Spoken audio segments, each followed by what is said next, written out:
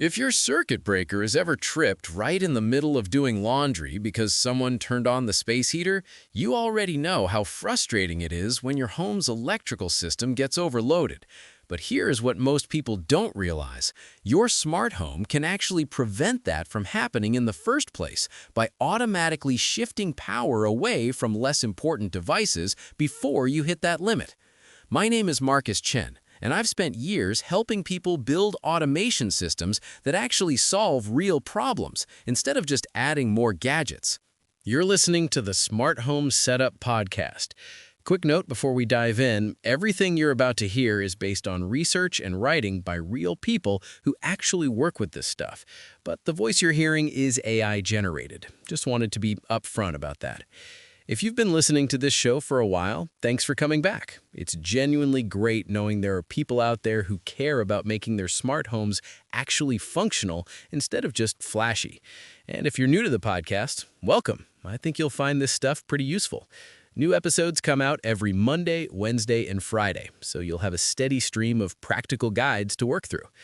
All right, let's jump into how to set up dynamic load balancing for smart home energy management.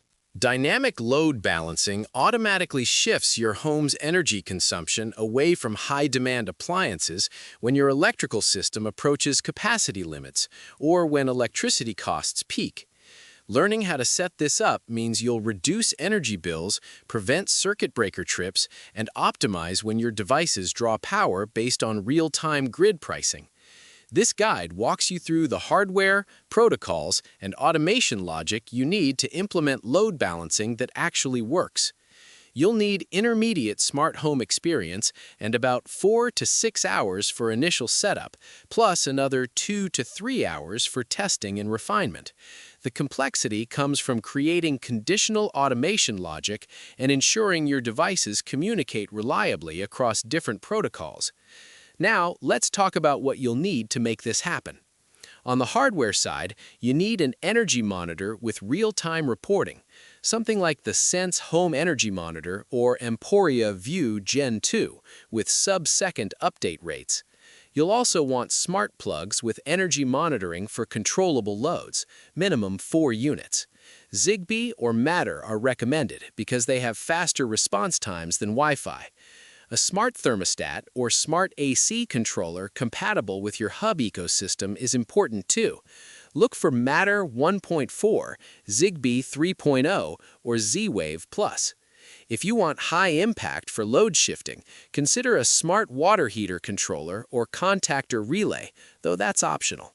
And you need a hub or controller capable of running complex automation logic. Home Assistant, Habitat Elevation, or SmartThings with custom automations all work. When it comes to protocols, your energy monitor must expose real-time wattage data via API or local integration. Cloud-only solutions add 2 to 5 seconds of latency, and that breaks load balancing entirely.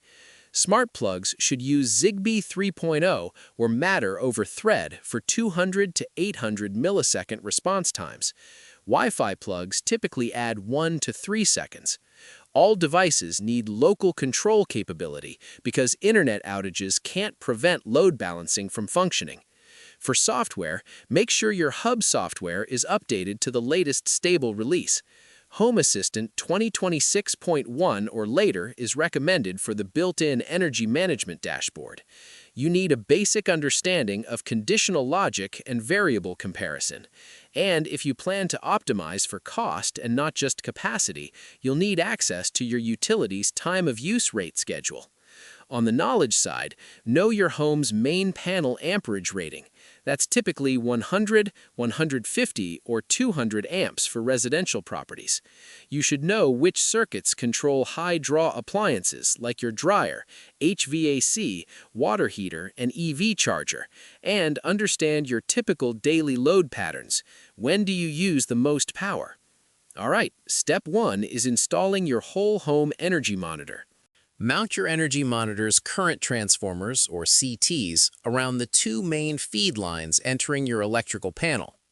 The Emporia View Gen 2 energy monitor clamps onto these conductors without requiring an electrician in most jurisdictions, but verify local code requirements before opening your panel.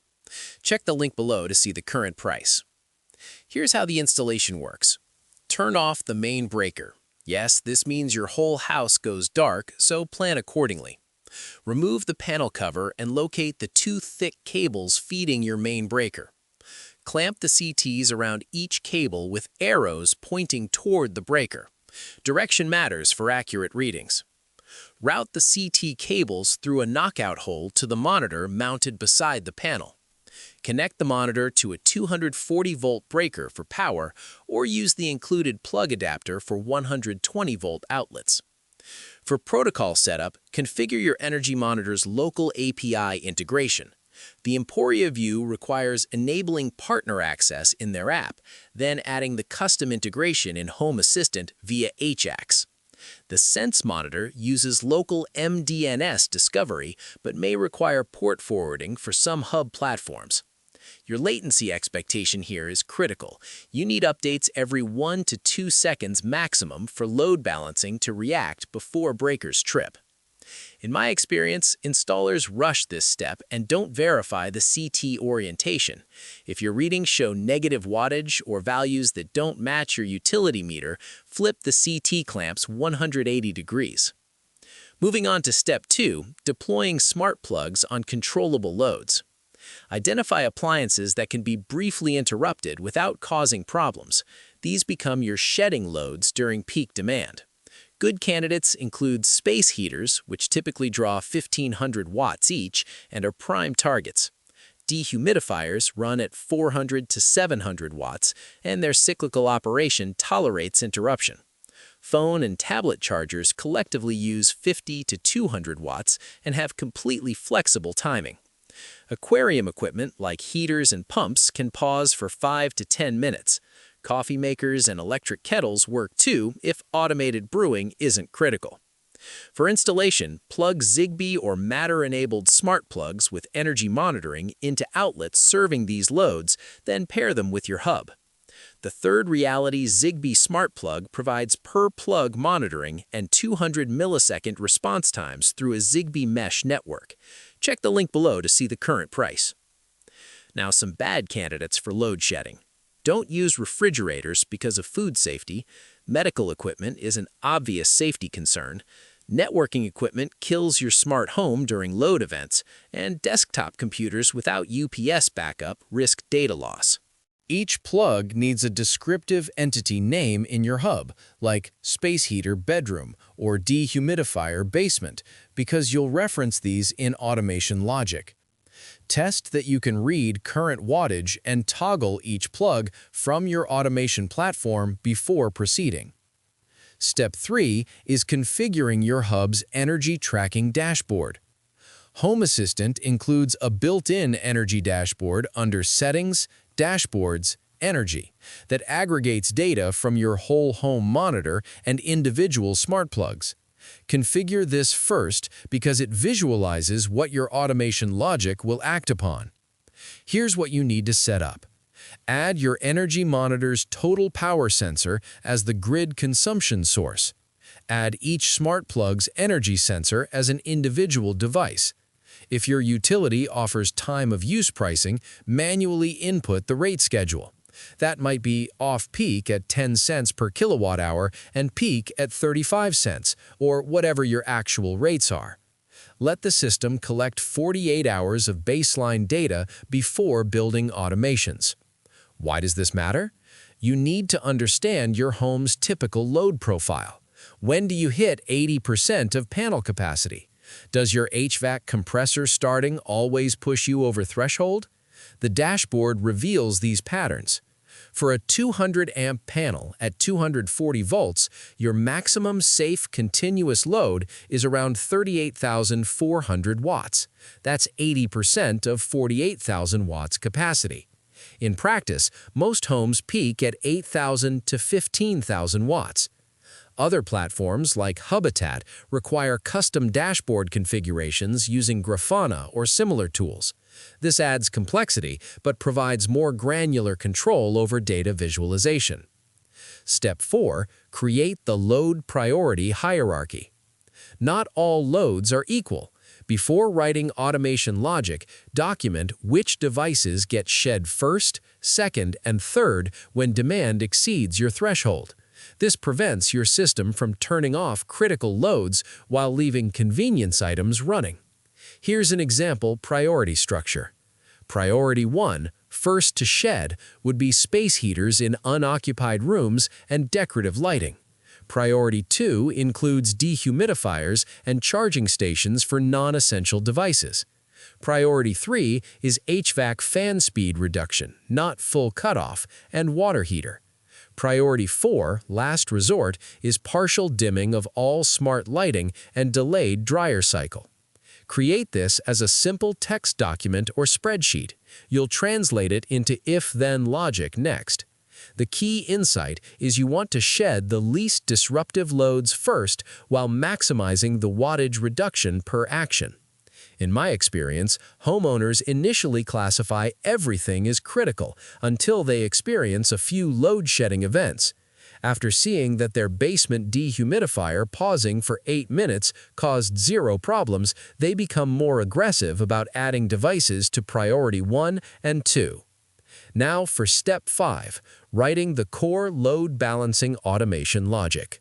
This automation triggers whenever your whole home power consumption exceeds your defined threshold, then systematically shuts down loads according to your priority hierarchy. Here's the logic before we implement it. If total power is greater than threshold watts, check if priority 1 load 1 is on. If so, turn it off, wait 5 seconds, and check if total power is now less than threshold watts. If it is, exit. If not, move to priority 1 load 2. Is it on? Turn it off, wait 5 seconds, check total power again. Continue through the priority hierarchy. If all priority loads are off and total power is still greater than threshold watts, send a notification saying load balancing exhausted. Check for unexpected high draw. Here's how you'd implement that in Home Assistant using YAML. The automation is called Dynamic Load Balancing Main. The trigger is a numeric state platform watching your energy monitor's total power sensor. Set it to trigger above 30,000 watts for a 200-amp panel, and it needs to be sustained for 3 seconds to avoid false triggers. The action section uses conditional if statements. If the space heater bedroom switch is on, turn it off and delay 5 seconds.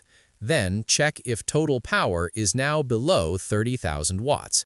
If it is, stop the automation with a message saying load reduced below threshold. If not, check if the dehumidifier basement is on. Turn it off, delay 5 seconds, check power again. Continue this pattern for additional priority levels. At the end, if nothing worked, send a notification to your mobile app saying load balancing is active, all priority loads shed still above threshold. Now some critical timing considerations. The 3-second trigger delay prevents nuisance tripping from momentary spikes like compressor starts or microwave operation. The 5-second delays between load shedding allow your energy monitor to report the new lower value. Too short and you'll shed more loads than necessary. The latency chain looks like this. Trigger detection takes 1 to 2 seconds.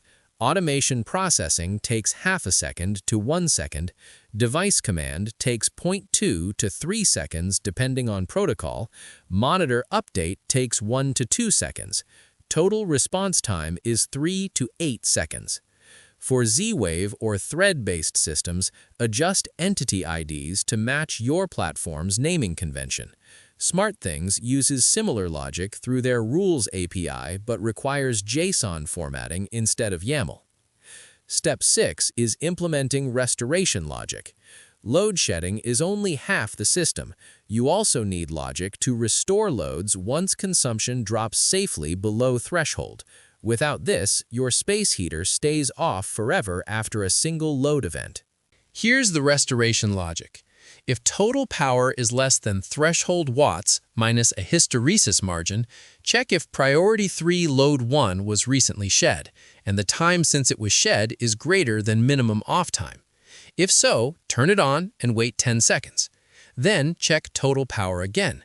If it's still below threshold minus hysteresis, move to priority 2 load 1. Was it recently shed and has it been off long enough? Turn it on, wait 10 seconds, and continue in reverse priority order. The key design elements are hysteresis margin, which means restore loads only when consumption drops 2,000 to 3,000 watts below threshold. This prevents rapid on-off cycling.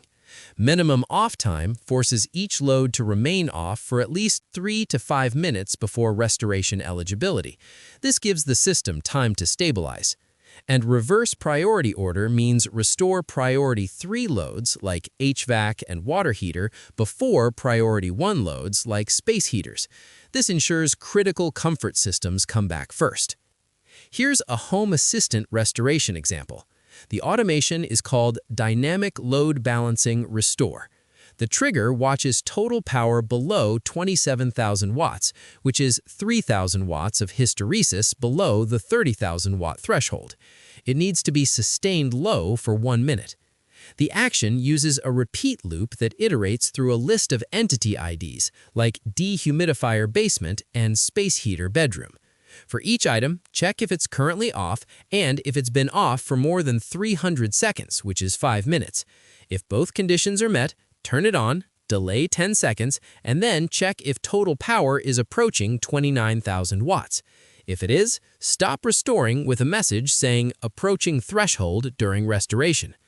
This template-based approach scales better than manually coding each device. You maintain a simple list of entity IDs and the automation iterates through them.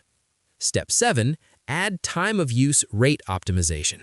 If your utility uses time of use pricing, which is common in California, New York, and increasingly nationwide, extend your load balancing logic to consider cost optimization alongside capacity management. This means shedding loads during peak hours even if you're not approaching electrical capacity limits. The enhanced trigger logic looks like this. If total power is greater than threshold watts, or if the current time is in peak hours and flexible loads are running, execute load shedding per priority. In Home Assistant, add a schedule helper defining your utility's peak hours. Go to Settings, Devices and Services, Helpers, Create Schedule. Name it Utility Peak Hours. Define periods like Monday through Friday, 4 p.m. to 9 p.m. Use your actual utility schedule. Reference this in your automation. Add 2 triggers, one numeric state trigger for total power above 30,000 watts and one state trigger for the schedule turning on. Then add a condition that uses an OR block. Either total power is above 30,000 watts or the schedule is on and total power is above 15,000 watts, which is a lower threshold during peak pricing. The cost-saving potential here is real. Shifting 3 kilowatt-hours of water heating from peak at 35 cents per kilowatt-hour to off-peak at 10 cents per kilowatt-hour saves 75 cents daily or $273 annually. HVAC pre-cooling, which means running AC harder during off-peak hours to reduce peak hour runtime, can save 15 to 30% on summer cooling costs. Step 8. Test and validate fallback behavior. Dynamic load balancing systems must function reliably even when components fail. Test these failure scenarios before depending on the system. Scenario 1. Hub loses internet connection. Disable your router's WAN connection and verify load balancing still executes. The expected behavior is local automations continue running on Home Assistant and Habitat, but cloud-dependent platforms fail, like SmartThings Legacy or most Wi-Fi-only smart plugs. The fallback strategy is to use Zigbee, Z-Wave, or Thread devices that maintain local mesh communication. Scenario 2, Energy Monitor becomes unavailable. Unplug your energy monitor and observe automation behavior. The expected behavior is automation triggers should time out after 10 to 15 seconds and send an error notification. The fallback strategy is to add a watchdog automation that disables load balancing if the monitor hasn't updated in 60 seconds. This prevents false shedding. Scenario 3, individual smart plug becomes unresponsive. Remove a smart plug from the wall mid-automation. The expected behavior is the automation should skip the unavailable device and proceed to the next priority load. The fallback strategy is to wrap device commands in try-catch blocks. In Home Assistant, that's continue on error set to true. For testing protocol, manually push your consumption above threshold by running your dryer, HVAC, and electric kettle simultaneously. Watch your hub's automation traces to verify shedding occurs within 10 to 15 seconds of threshold breach. Only necessary loads are shed, restoration begins after the hysteresis delay, and there's no rapid cycling. Loads should stay off for minimum time before restoration attempts. I've seen homeowners skip fallback testing and only discover problems during a real brownout event when their internet is also down. Test offline behavior explicitly. It reveals whether your system architecture is truly resilient. Now, some pro tips and common mistakes to avoid. Protocol mixing creates latency nightmares. If your energy monitor updates via Wi-Fi every 2 seconds, but your smart plugs respond via Zigbee in 300 milliseconds, your load shedding timing becomes unpredictable. Standardize on low latency protocols wherever possible. I prioritize Zigbee for all controllable loads specifically because response times are consistent. Don't set your threshold too close to panel capacity. Many installers use 90 to 95% of rated capacity as their threshold, which leaves almost no safety margin for transient spikes. Use 75 to 80% maximum. For a 200 amp panel, that's 28,800 to 30,720 watts. You're optimizing for reliability, not extracting every possible watt from your electrical system. Remember to account for startup surge current. When your HVAC compressor kicks on, it briefly draws 2 to 3 times its running wattage. Your energy monitor sees this spike, triggers load shedding, then consumption drops back to normal as the compressor reaches steady state. Add a 2 to 3 second trigger delay specifically to filter out these transients. Don't overcomplicate the priority hierarchy.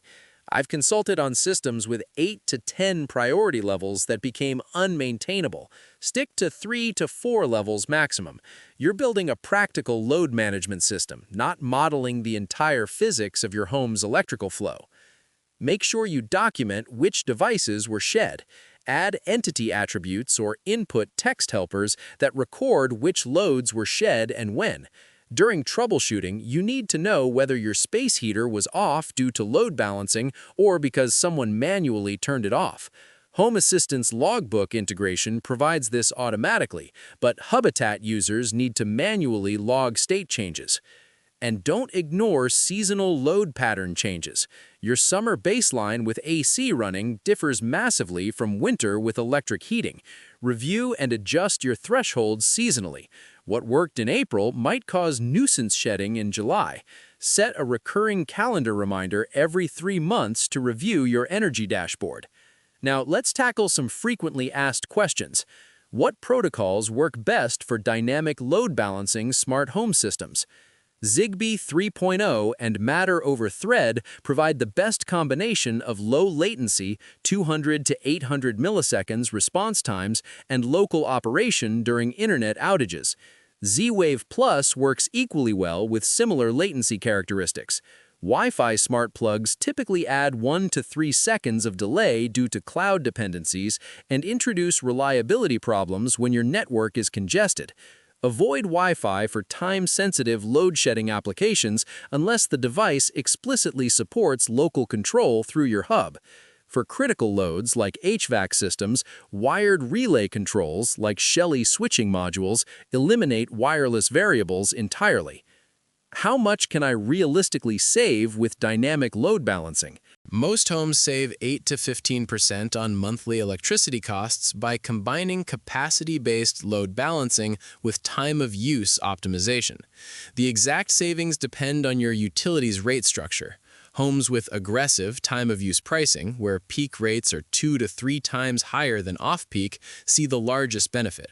The savings come from two sources: avoiding demand charges if your utility bills based on peak usage, which is common for commercial and rare for residential, and shifting flexible loads like water heating and EV charging to cheaper off-peak hours. Capacity-focused load balancing primarily prevents electrical panel upgrades, saving thousands in upgrade costs rather than directly reducing monthly bills. Does dynamic load balancing work during power outages?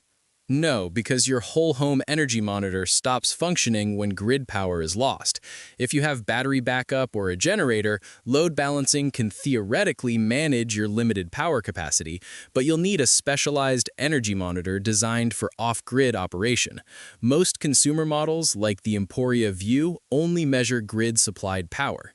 Homes with solar plus battery storage, like Tesla Powerwall, can implement load balancing using the battery system's built-in energy management, but this requires different automation logic that queries battery state of charge instead of whole home power draw.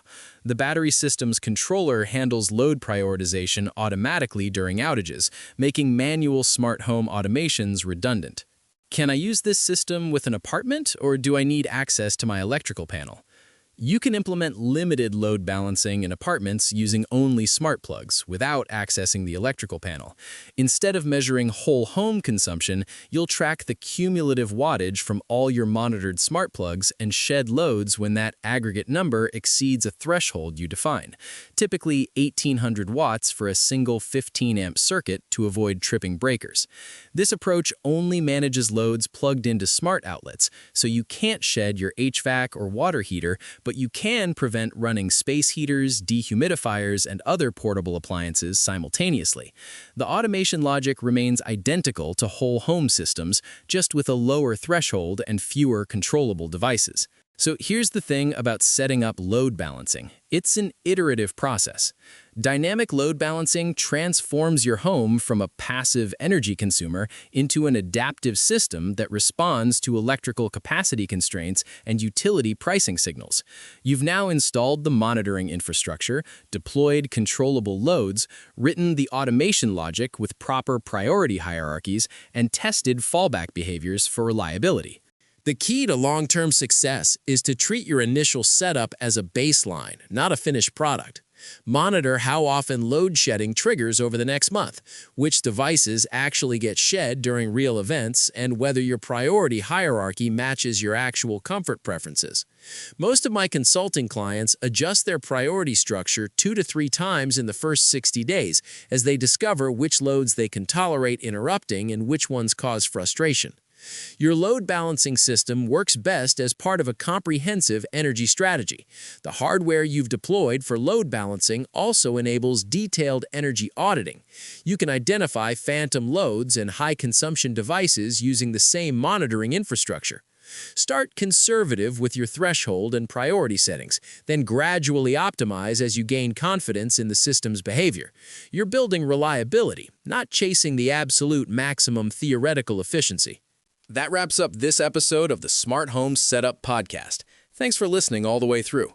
Just a reminder, new episodes drop every Monday, Wednesday, and Friday, so you'll have fresh content to check out throughout the week. If this episode helped you out, I'd really appreciate it if you could leave a 5-star rating and write a quick review. It actually makes a difference because that's how other people who are looking for this kind of practical smart home advice end up finding the show. And if you haven't already, go ahead and subscribe or follow so you get notified the second a new episode goes live. Talk to you in the next one.